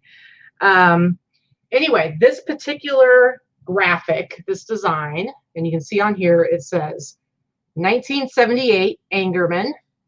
Angerman. So Angerman is actually Dr. Robert Angerman, who was a dentist. He's passed away since. He was a dentist, but apparently he liked to dabble in graphic design. And he created this graphic, okay? Now, you were alive. I was not alive quite yet. I might have just been being born. The Iran hostage crisis. You remember that when you were little? No, I'm sorry. I was not up on world events when I was 3. I know of it now as an adult. Yes. Was I, in the midst of it when it happened? No. So from 79 to 81, for something like 444 days, everybody Iran knows what it is. We didn't not stop it. Shut your mouth for a second. Not everybody. Okay, yes, I'm sure everybody in the chat knows what it is. Anyway, for like 444 days, there something like 50 some American hostages were being held in Iran, and we were trying to get them back. And for some reason, they like let us send letters and stuff like that. So people were sending them like cards and letters. And this Angerman dude basically made a bunch of T-shirts with his graphic that he created and mailed them to them. And then when the Iranians released video, like film footage of Christmas time, all of the hostages were hanging out in their Angerman America T-shirts. And then when they were released and they came back to America, they had these T-shirts. So this is from then. Cool casual vibe. Seriously, drink every time Katy says I was not alive then. I'd be wasted. I am not a drinker. I would be wasted under the table every time she makes a dig at how old I am. I'd be dead. I would be alcohol poisoning dead before the end of one show. See, here's the thing you guys need to understand though. I don't think we have that much of an age difference, but she is the one that always has made comments about it to the point where now I have to exaggerate what a huge age difference. 4 years. Yeah. So anyway, but I think that's really cool history. So that's what this sweatshirt is. I also think it's really strange that we were like, I'm going to write a Christmas card to Joe, who's being held in Iran for the last year and a half. Just bizarre. But yeah, you can find like newspaper clippings of the guys showing up and having these cool T-shirts on. But this is the sweatshirt. So there. Is there more story time? Yeah. Youngin? Let me tell you a little story about a man named John Belushi. who died of an overdose at the Chateau Marmont. Now, you may not know who John Blue. No, I'm kidding. Anyway, this is just kind of a cool like tribute memorial T-shirt. It's a '90s T-shirt, but he died like what, the '80s. Mm-hmm. It says funny, creative, spontaneous, and then well-behaved is crossed out. And then on the side it says, did we mention he was really funny? So I just think this is it's just a cool vintage, cheeseburger. Yep, a cool vintage '90s John Belushi T-shirt.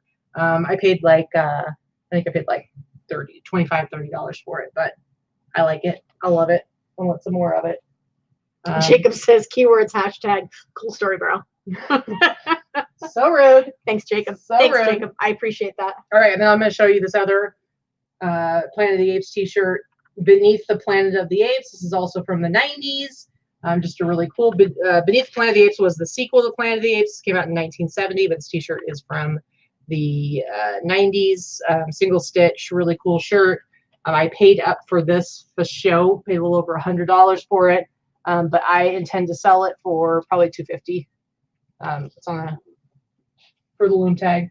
So that's it. You can show some stuff. Cheryl says she has underwear older than all of us. I hope not, Cheryl, because that's pretty sad, sister. Yeah, I feel like you should probably. I'm going to send you a Victoria's Secret gift card. Go spice that shit up. Mm-hmm. All right. So this is just a Facebook Marketplace pickup. I paid $10. She happened to live like a mile and a half away, so it really isn't that big of a deal. It had been listed for quite a while, so I don't know why it was listed so long, but some people sell these way too cheap. But if you are a 70s kid, you might remember these. I think I saw my friend Jen in the chat there, and Jen is about my age. So these were Dolly Pops, Pop dolls. Anybody remember any of these? They're made by Knickerbocker. This is 1978. I'm pretty sure if I didn't have this set, I had like almost exactly the same one. So it's Pop Town. The box is not in great condition, but it's 100% complete. So it's got these little flat dolls that you would like pop their clothes off and pop them back on. They're just really cute, very nostalgic, very like these are the little outfits and this is the little doll, and then you pop them into these little scenes. There's a little wedding one. I mean, oops, sorry, just threw that. Yeah, go on. They're cute. You pop off the outfits. Anyway, it's complete. So these are from 1978. I was born in '75, so I guarantee I had these. Maybe not this exact one, but I know I had some of these. So I've seen people selling them for $20 or so. Again, this is another one I'm going to price up there, probably around $75. I'll clean this up a little bit, especially because they still have the box, and they'll definitely sell around Christmas time. Nostalgia is big at Christmas, especially on eBay and Etsy. So I have no problem pricing up and waiting a few months for it to sell. Yeah, for sure. Let's see. I have two more things to show, but they are huge. So I'm going to stand up. Okay. Let's see. So this one I picked up on our road trip. It was $5. So anybody that looks at this knows that that's a beauty product name. Usually they make those really good flat irons. But what this is, they had it priced at $5. This is a hanging portable steamer. It's a clothing steamer. I don't know where the heck you would take it. It's not like you're going to take it on the road with you because it's too freaking heavy. Yeah. But it collapses to a pretty small thing. Brand new, these sell for about $125. I think I can get about $75 for it used. And it's not big. It was only $5. So, and then the other one, if Melissa and Abby Vasquez Vintage happen to be watching at some point, girls, I bought this because of you. Yeah, thanks a lot. Because you know who had to carry it. And this is the smaller one. She got two of them. This is the smaller I got two when we were doing our little road trip. It cost me $4. So it's the little mini 13-inch TV with the VHS. Gamers like these. People like them for their kids' rooms. This is it's a Toshiba, and it is a color TV. Ridiculous. So it does not have the remote. If it had the remote, it would be worth more. But I paid $4. I'll probably sell it for like $175. Yeah. Jen Walker, the Snoopy snow cone machine that you can see in the background there, that was actually a gift from our friend Allison, Big Drip Thrift. I don't know if she's in the chat anymore. She lives up in Alaska, and she actually has a shaved ice stand that she runs up there, and that was what she sent because we can't get any of her shaved ice from all the way down here. So we love it. We love it. Adams Exploit says, Katie, Vikki isn't old. She's classic. He paid $5 to make sure that message got out there. Yeah, it's kind of like Adam. How in Nevada, you know how you can get like the special license plate that says it's like a classic car, except now it's on like old beat up Hondas. That's all I have to say about that. Tommy in Seattle says, I want Katie and Vikki to be my mom and mom. I don't know how old you are, but that probably is insulting, I'm sure. But no, I'm just kidding. Yeah, whatever. I'm cool with it. Anyway, that's it. That's all I got. Stuff? Okay, so I've got about an hour's worth of stuff here left. No, you don't. I'm good to go. All right, let's take it back to Saturday Night Live, y'all. You can't see it in the background, Jen? I'm trying to point backwards. Sorry, it's like you just randomly decided to talk about a Snoopy snow cone and like you didn't realize it was sitting right there. Okay, that's pretty funny. Here is, I'm going to show you the back of this first. I love this. Consume mass quantities. All right, guys, what movie is this from? If you follow my Instagram, you already know because I have this posted on my Instagram. But what movie is this from? The back says, the back of the sweatshirt says consume mass quantities. Jacob got it. There you go. And then this is the front. This is a really awesome, super heavy sweatshirt. And it's from 1993. But I actually wish the back was what the front said. But I think this is I think it's awesome. Consume mass quantities. It's got the cone heads. Again, another Saturday Night Live thing. But this is just an awesome sweatshirt. It's really heavy, really thick, heavy material. It feels like a champion. It's like that nice that Santee heavyweight. But yeah, just really, really, really cool. I got this from yesterday's Fits. I think I paid like maybe $60. I'll sell it for a couple $100. Yes, Kelly Ward says from when Saturday Night Live was funny. Agreed. It's very infrequent that they're that funny anymore. They have their moments. The 90s was really good too. Jane, you slut. Yes. That's when it was funny. Jane Curtin was like one of the most, she got to be silly as a conehead, but for the most part, she always got cast as the straight woman. She was always the one that was like the normal, in comedy, they have like the crazy, silly, goofy character, and then they have a straight one. So they're the ones that, anyway, that's what she almost always played that. But in Conehead, she got to be silly and weird. You're totally right. Jacob's like, we all referred to our parents as parental units because of that skit. Mm-hmm. It's true. That's very true. Exactly.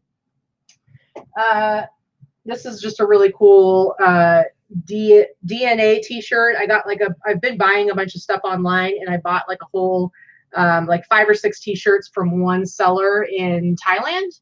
I've been buying a lot. Like when you go on Etsy, there are a lot of sellers on there from like Malaysia and Thailand, and they all use DHL. That's the one, right? They use DHL, and it is crazy how fast their stuff comes. Like I ordered it like on a Tuesday, and it was here in like less than a week. It was here on the Saturday. Yeah, it got here so fast. Tuesday to Saturday from Thailand. And right now the USPS, especially with what the Cheeto has done with the USPS, we won't get into that. But USPS is taking, 10 days to get across the country for a 2-day priority mail now? It's a mess. It's nuts. But so I was really shocked when I just assumed like, I'll see that in like a month or so. And it showed up. So they're using DHL right now. But anyway, this is just a really cool Smithsonian. If you look at the sleeve, it says Smithsonian Institution on it, Washington, D.C. But I think the t-shirt itself is just really cool. And it says the Code of Life. It's from 1995. And it's just this cotton expressions tag. But I love that. So I think I paid like, I like Bridget. $25-30 for it. Land Shark. Candygram. Anyway, the same seller I bought this. This is my favorite. I was so excited when she took that out of the box. Not like I would ever wear anything like that if you paid me to. Right. I just really like when she gets the fun stuff that I like. Yeah, so Disney cartoon stuff like that is really popular right now. Now, this particular shirt, I've seen other ones, but they're pretty much all kid sizes. So this one is actually an adult size. It's a medium. I paid up for it a little bit. So this one I'm not going to let go for less than like $150. But so it might take a little bit, but it's in really good condition. It's got like that kind of puffy graphic on it. And it's just really cool. Not the mama. Same seller. I bought this really, really cool Luxor t-shirt. It's all over print, single stitch. Oliver Prince. But I love like the pyramid. It's got the great sphinx on it. And it's both sides. It's just really cool. And now we've heard that the Luxor might be shut down forever, didn't we? Yeah, they may not. They may not open back up. I don't know. So kind of a piece of history right there. Could be. But it's a really cool shirt. This one I only paid. Well, it was $25, but they also gave me like, I think 10 or 15% off because I messaged them and was like, hey, do you do any discounts for bulk orders? And I only paid $10 for shipping for the whole thing. Well, it's a lot cheaper for other countries to ship to us than vice versa. Yeah.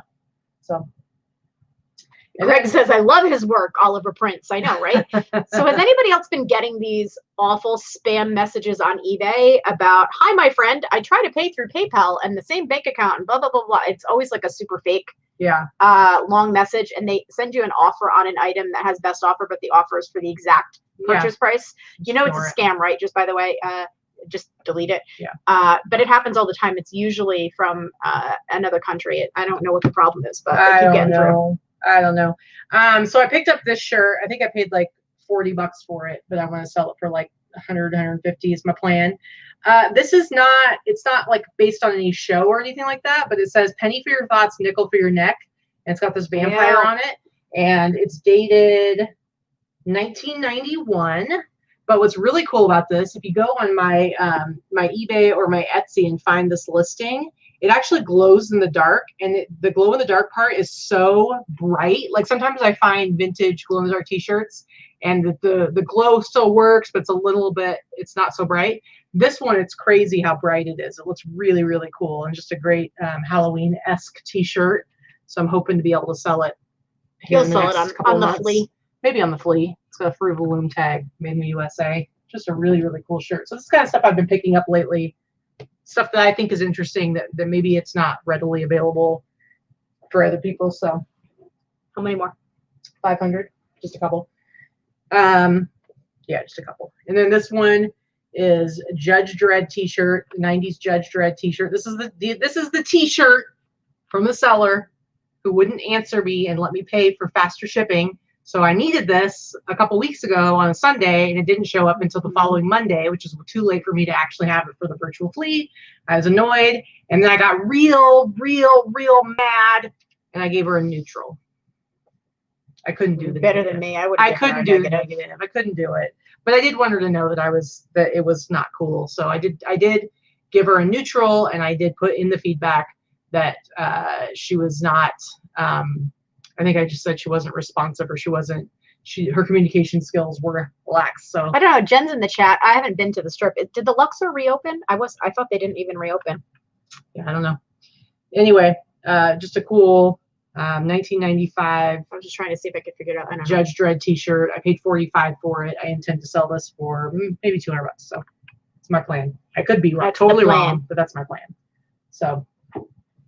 And then I will do one last one. I can do negatives, Jen. I can leave a negative if someone's behavior is that egregious. I don't leave a feedback at all for the most part. Yeah. As a buyer, but if somebody is as crappy as that person was to Katy, I would have left it negative. I mean, I don't know. Maybe she didn't actually get the second message. I don't know. I'm just gonna but the point is, I gave her she was not a new seller because I wanted to communicate to her that it bothered me, but I didn't feel like for me it necessarily rose to the level of the negative. So you're nicer. That's just how I felt. Anyway, I'm a bitch. She's much nicer than last things I have. I went back to yesterday's fits, and lo and behold, he had even more of the sample star shirts, sweatshirts. I bought 2 of them, and I'm like, where'd these come from? And he said they were up in the upstairs, and he hadn't brought them down yet.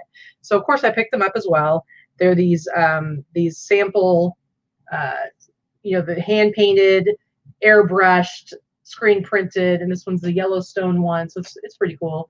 But what I really love, this is my favorite one right here. Yeah, I did know Mandalay Bay was open. I didn't know, I thought for some reason Luxor had not reopened. Yeah, still no live entertainment in Vegas. There are a few bands playing here and there, but I think they're mostly playing under the radar or they're paying the fee. Yeah. That is being charged because there's not supposed to be live entertainment right now. Yeah.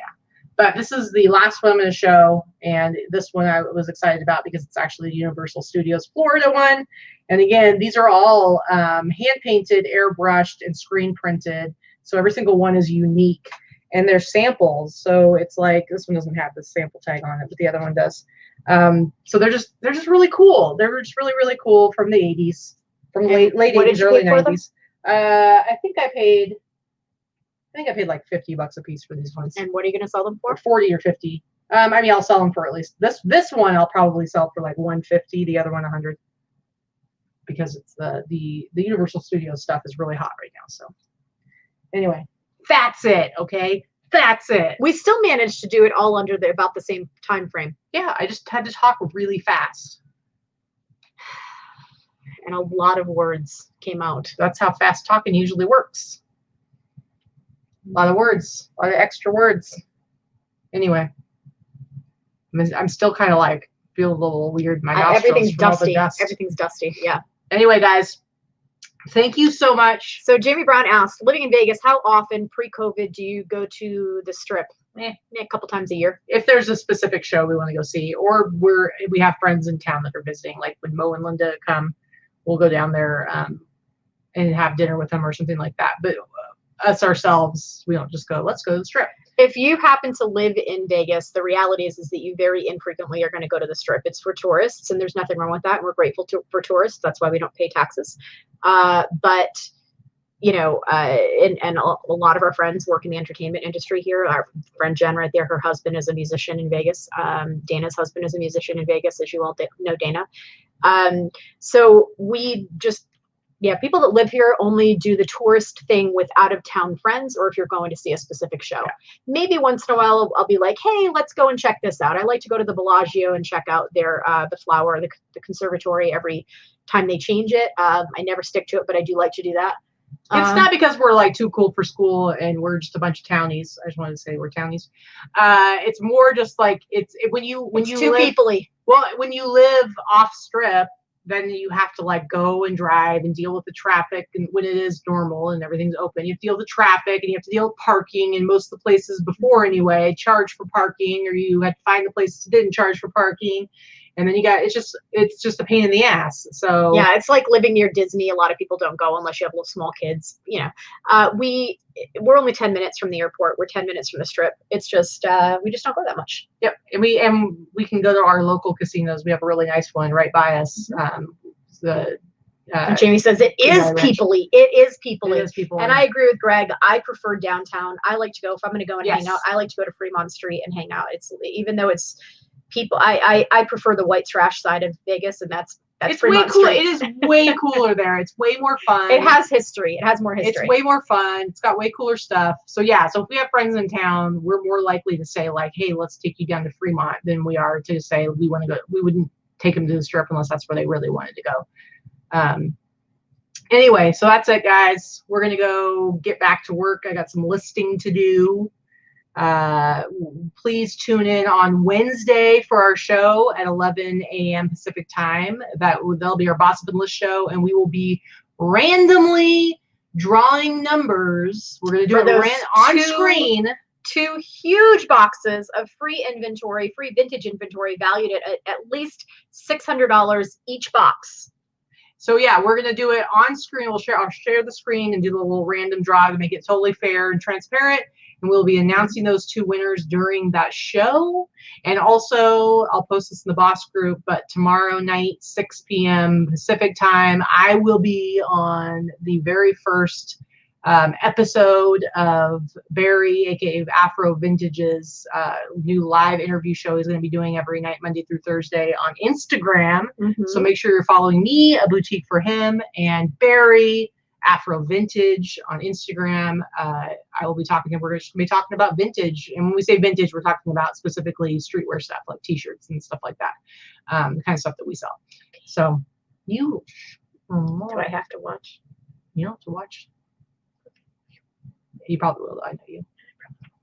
Anyway, all right, guys, we will talk to you all later. So go ahead. No, Tommy, I'm not on the flea tonight. This is the All-Star weekend, but you should go ahead and check it out because they're showing all kinds of crazy stuff and you get to see really cool. It's a great way to learn about t-shirts if you want to at least know what to look out for. Anyway, yeah, so we will talk to you guys later. See you around. Enjoy your Sunday and happy selling. Yeah. Bye. Bye.